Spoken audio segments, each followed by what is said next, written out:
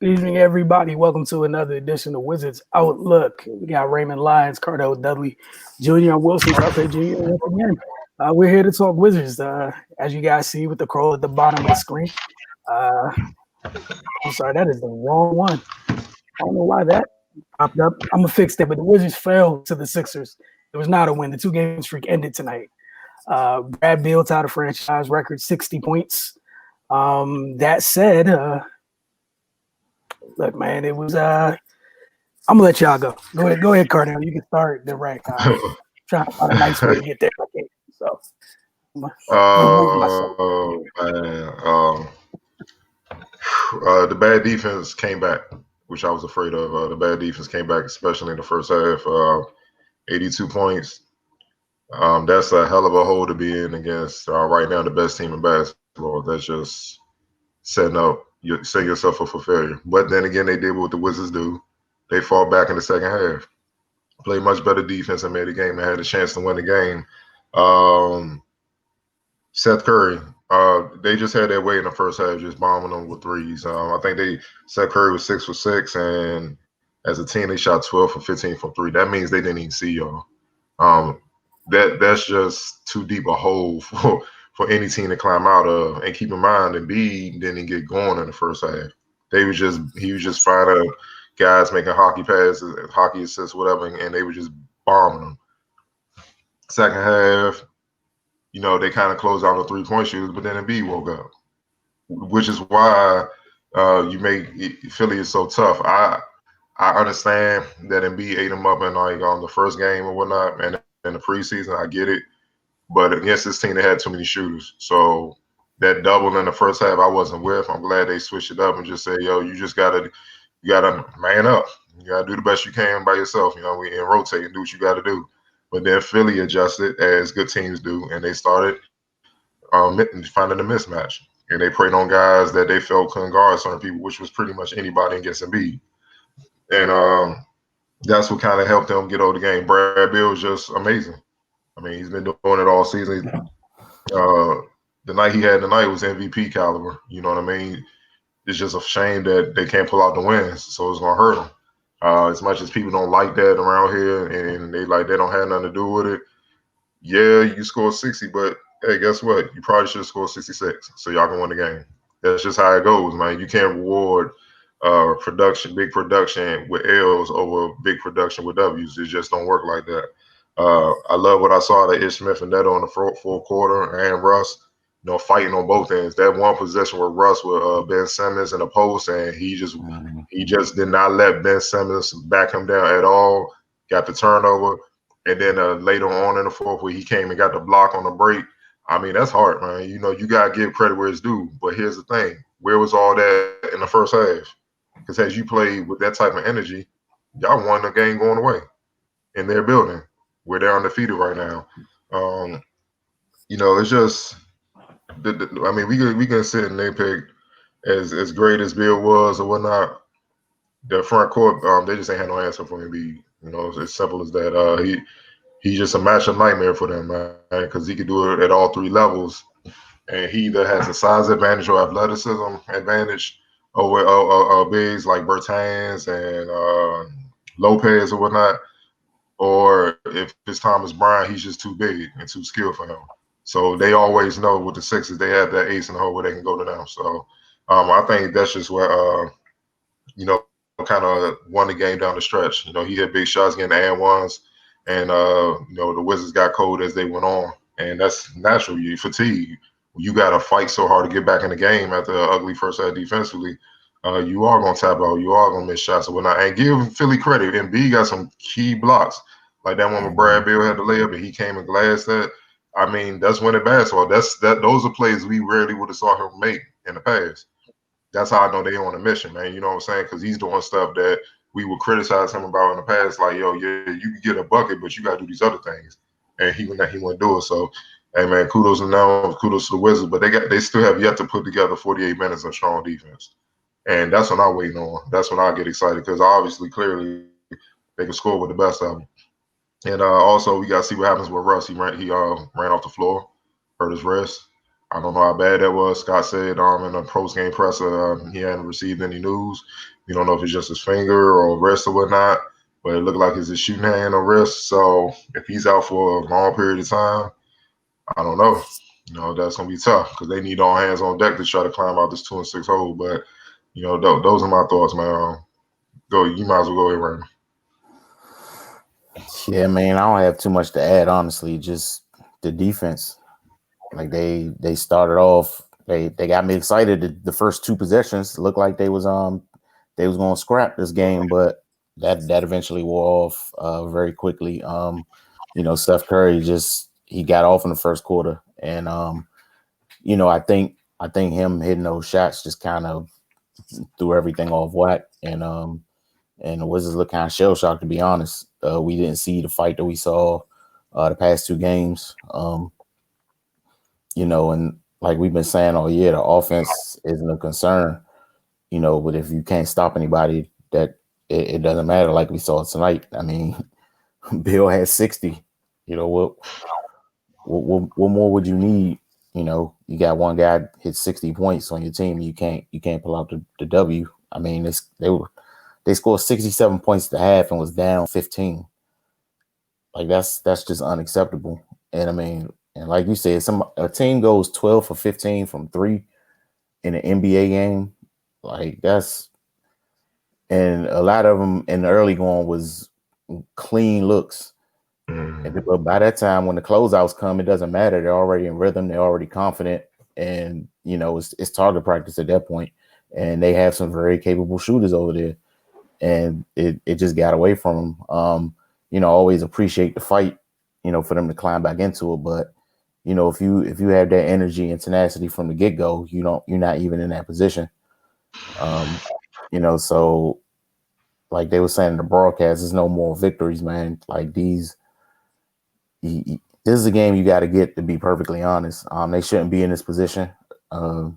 They honestly let the first 5 games get away from them, and I think all those were winnable games, to be perfectly honest. But yeah, man, now they find themselves in a bad position, and also with depending on what Russ's injury situation is, that could spell disaster for them moving forward as they go into the thick of their schedule, against some pretty tough teams. So just another squandered opportunity, to be perfectly honest. Yeah, and Philly on something else right now. We talked about it before the show. Doc Rivers, he got them hooping, and they have a unique team, and they can really exploit people, and it's hard to have an answer for everything they have to offer. So, and they taking full advantage of it against everybody they face. So, again, man, this Wizards team can be frustrating at times because we just saw them pull out a tough win against the Nets, which is, of course, one of the top teams in the league. And now tonight against Philly, they survived that onslaught and made it a game going down the stretch. Just a few plays got away from them, and Philly made some plays. You mentioned the Embiid blocks, and then Russ had a couple turnovers. But if they just clean up a couple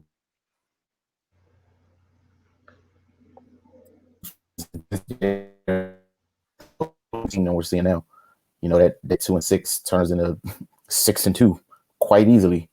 Just a couple plays here and there. But yeah, man, that's all I got for this one. Yeah, I don't have too much to piggyback on, except we saw the difference.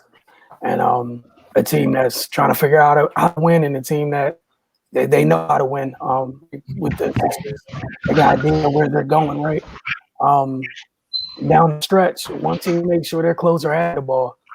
The other team, not so much. Philadelphia, we knew exactly where that ball was going. And he had the ball, whether it was to do what he needed for himself or to make a play for others. But I don't think they went 2 possessions without Joel getting a touch. The Wizards, on the other hand, they had several empty possessions at the end of that game. And we know what they did in the first half in terms of literally offering no resistance on the defensive side of the ball. Then you fight like hell to get back into it in the third quarter. You tie it, it's like 119, I think, by the time Brad gets back in. I remember when he gets that step back 3 off the left wing that turned to be a 2. Then after that, like the same flow you had when he was in the game offensively, it didn't look like that again. Felt like, again, they just had too many empty possessions. And, as both of you guys mentioned, again, against a team like Philadelphia, which their record speaks for themselves right now, you can't afford to have empty possessions against a team like that. And this is the second straight time where Ben Simmons late in the game is just frolicking about the dunker spot, unchecked on the baseline. Like, it's not like you haven't seen this before. The only difference is last time was off a drop-off pass versus a big-to-big pass thing. Last time it wasn't from Embiid. It's the only difference. But, like, we know where he's going to be. And that comes to doing the little things defensively. Like, even in the first half when they started doubling, I know, Cardell, you mentioned it was good when they did stop doubling. And the first thing that came to mind when, you talked about when they were doubling, I think it was near the end of the first half, Ben has the ball underneath the basket, caught in a tough place. And I think Rui came down off the corner. Ben's 6'10". He can see the entire floor. You got to watch where you come from when you come to give a double. Like, you're not doubling a guard or a typical big that, they're slow to read the floor or something. Then there was no hesitation. Oh, you're leaving? Let me throw this ball over your head to my man in the corner for this corner pocket 3. And that's why the little things defensively against good teams, you're gonna pay for it. And it had to hurt because you dug out of a hole that you had no business being in, but you dug out of a hole just to get back in the game. Just to watch Joel close y'all out the same way you did last time. And like you guys mentioned with the injury. And that's what go ahead, Cardo. No, I'm saying that's why I was saying you might as well just man up and just try to do the best you can individually. Because I get that idea.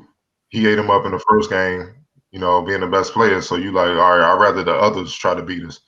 But the others are capable of beating you because you're not a good defensive team. You see what I'm saying? And the thing with great players is they're still going to get theirs. So I'd rather make it tough for everybody else instead of trying to, just focus on, the one great player or the couple great players. You know what I'm saying? So if you had a great defensive team, I get that because you understand how to make his life miserable but recover and get back to your man. You saw the Wizards. They looked like it was like a calculus test and they ain't studying. They were just a lot of those dudes were lost. That's why you didn't see Rui and Denny play a lot. You know what I mean? Like Rui's good, but he's still in his second year. He still got some things to learn. You know what I'm saying? So that's all it was. It was just experience. Scott Brooks kind of, jumped on it. He was like, we're a young team. They're a veteran team. And they showed. And that's why Philly were laughing in that first half. And it took a big time performance from Bill to keep them in the game. Like they needed all those buckets because honestly, if he didn't hit all those buckets in the first half, they'd have been down like 40 or 50 at the half. It'd have been bad. It'd been embarrassing. So think about it, man. For the game, they shot 62% from 3 and 61% from the field. Like, and you still had the chance to win if you just showed a pulse on defense and in the first half. You'd have been all right. Like, everything else pretty much even. You know what I'm saying? Like, I'm looking. The Philly even had more turnovers than you. That means in the second half, you was causing deflections. It literally came down to contesting. And because they didn't feel y'all, you didn't take away the airspace and stuff in the first half. And like Raymond said, they got in rhythm. They put that cushion out there so far. It's hard. And then by the time you did take the lead late, you ain't even got the legs to close out the game. You done. Mm-hmm. You know what I'm saying? All these people saying, why did Scott Brooks leave him in the game and all that? Come on, dog. Look, man. Do you see what he got to do just to keep them in the game? This is why you have, at least in this era, players kind of make it okay for guys to put up numbers but not defend. Whereas the guys we grew up watching, this was every night. You see what I'm saying? It's hard being a two-way player. An elite two-way player. When you averaging 30 plus and you still get, it's hard doing that every night. It's gonna wear you out. That's why you gotta get kudos to those that was able to pull it off because it's not many of those that can do that. You know what I'm saying? Especially maintain that year in, year out. And this is kind of the first year Bill is kind of taking on that challenge. That's why he couldn't play the whole game because he'd have been done. He played damn near 40 minutes. And like I hear they comparing him to other players in the league who had big nights. Yeah, well, them other players might have some elite defenders that can make up for them taking that end off on some plays. Bill can't afford that. He take off because if he take off, then the other guys gonna take off. Matter of fact, if he take off, he knows it's gonna be a bucket because there ain't gonna be no resistance waiting for him. They're gonna just have a, you know what I'm saying? It's proven. So we need to stop this, man. You know, this I call them hindsight coaches, man. After the game, they got all the answers for why they didn't do that. They're gonna find something. We need to just stop this. Bottom line, the reason why the Wizards lost is the same reason why they lost the other game. Players didn't take on the challenge defensively like they should have for 48. And until they do, you're gonna keep having this up and down thing. You know, sometimes it's just that simple. And for everything you mentioned, you know, Philly having more turnovers. They also tricked off 10 free throws. They missed 10 free throws.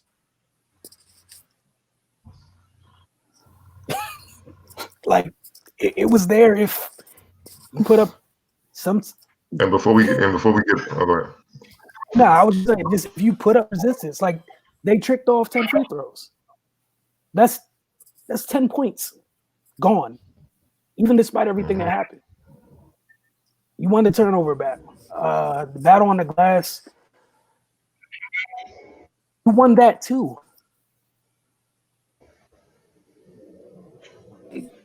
You won that 50-47. Won the turnover, you won the battle on the glass. You shot better from the foul line. You got to the line more than them. But they were at the driving range from beyond the 3-point line. So that's how you can miss 10 Craziness, man. Turn over the ball that many times, lose the rebounding battle, and still win by 5 because you shot a blistering 62%. The Wizards bench outplayed Philly bench. They outscored them 36-5. But the problem was Philly starters, all of them were in double figures, and the lowest score was Ben Simmons with 17. Well, no, Danny Green with 15, but he hit 5 threes. Jesus Christ! It's hard to beat a team like that. So they didn't. Yeah, man, it's just up. And before we get off, I want to send praise out to Markel Fultz. You know, low.